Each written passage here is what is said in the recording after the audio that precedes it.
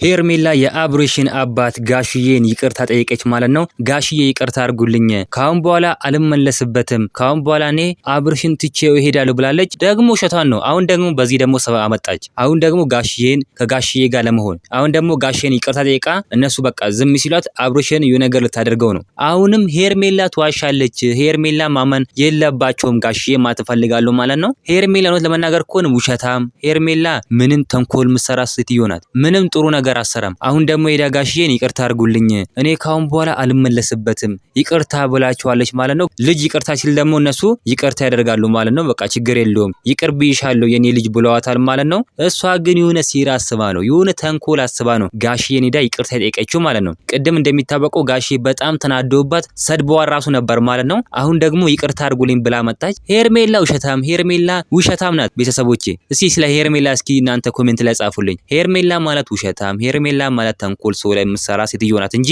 ምንም የሆነ ጥሩ ነገር አስባ አይደለም ይቅርታ የጠየቀችው። ይቅርታ የጠየቀችው የሆነ ጥሩ ነገር አስባ ወይ የሆነ ነገር አስባ አይደለም። ለጋሽዬ አስባ፣ ለአብሬሽ አስባ፣ ለሩትዬ አስባ አይደለም። ለራሷ ጥቅም የሆነ ነገር ከነጋሽዬ ፈልጋ ነው እንጂ ይቅርታ የጠየቀችው ምንም ሌላ ነገር አስባ አይደለም ማለት ነው። እስኪ እናንተ ምን ትላላችሁ? ሀሳብ አስተያየታችሁን ኮሜንት ላይ ማስቀመጥ እንዳረሱ፣ ቪዲዮውን ላይክ፣ ቻናሉን ሰብስክራይብ ማድረግ እንዳረሱ።